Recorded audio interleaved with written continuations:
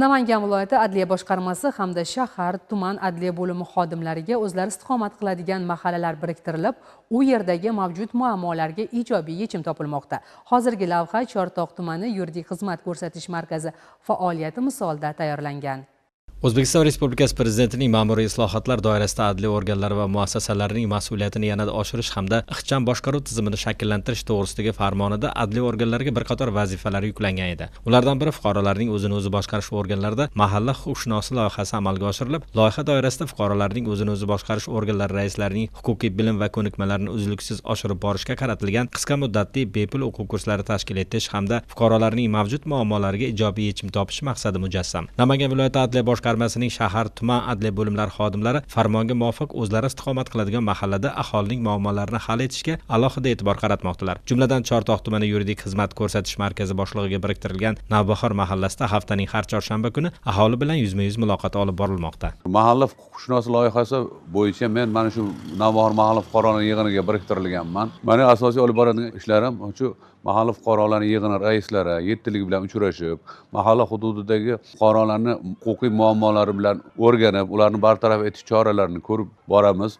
Haftaning chorshanba kuni mana shu mahalla fuqarolar hududiga kelib, mana shu aholining mavjud muammolari bo'yicha ular bilan yakkama-yakka suhbat o'tkazib va shu muammolarni hal etish bo'yicha tegishli chora-tadbirlarni amalga oshiramiz.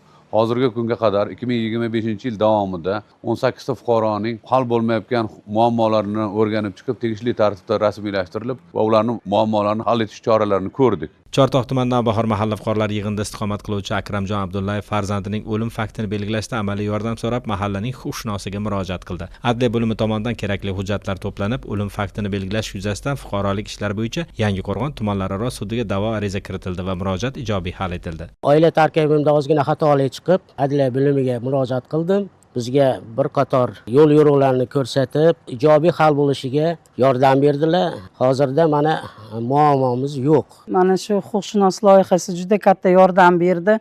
Bundan nafaqat aholimiz, balki biz yettalik ham prezident islohotlari doirasida mana shu aholining infratuzilmalari, hayotini, turmush darajasini yaxshilash doirasida tashkilotlarimiz ham uzviy bizni huquqimizni himoya qilib kelishmoqda.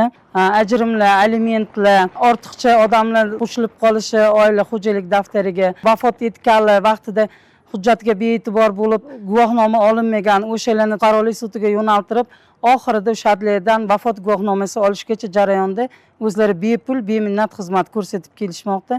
Buning uchun biz mana shu islohotlarni yaratgan birinchi bo'lib prezidentimizga, qolaversa shu jarayonda bizga xizmat qilib kelayotgan adliya ma'muriyatiga juda katta minnatdorchilik bildiramiz. Mahalla huquqshunosi fuqarolarga oilaviy munosabatlar, mehnat huquqi, ijtimoiy ta'minot, yer va mulk masalalari, tadbirkorlik faoliyati kabi ko'plab yo'nalishlarda tushuntirishlar beradi. Eng muhimi bu loyiha huquqbuzarliklarning oldini olishga xizmat qilib, muammolarni tegishliligi bo'yicha hal etish imkonini yaratadi.